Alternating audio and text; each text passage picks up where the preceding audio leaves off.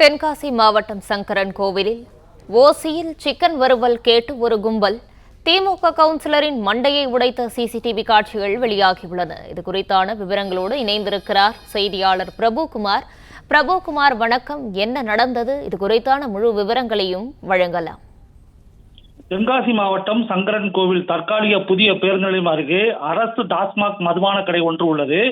அதன் அருகே 5வது வார்டு திமுக கவுன்சிலர் ராஜா ஆறுமுகம் மீன், சிக்கன் உள்ளிட்டவற்றை பொரித்து விற்பனை செய்யும் கடையை நடத்தி வரும் நிலையில் அவரது தம்பி இன்று கடையில் வியாபாரம் செய்து கொண்டிருக்கும் போது மதுபோதையில் வந்த 4 இளைஞர்கள் பொரித்த சிக்கன் உள்ளிட்டவற்றை வாங்கி கொண்டு பணம் கொடுக்க மறுத்ததாக கூறப்படுகிறது.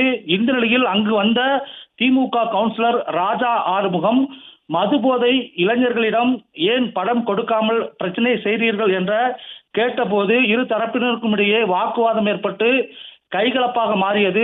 மேலும் கவுன்சிலர் ராஜா ஆறுமுகத்தை இளைஞர்கள் தாக்குதல் நடத்தக்கூடிய சிசிடிவி காட்சிகள் தற்போது வெளியாகியுள்ள நிலையில் இந்த சிசிடிவி காட்சிகளின் அடிப்படையை கொண்டு காவல்துறையினர் வழக்கு பதிவு செய்து விசாரணை மேற்கொண்டு வருகின்றனர். பிளே ஸ்டோர் மற்றும் ஆப் ஸ்டோரில் இருந்து பாலிமர் செயலியை QR கோடு மூலம் பதிவிறக்கம் செய்யுங்கள். செய்திகளை உடனுக்குடன் பெறுங்கள்.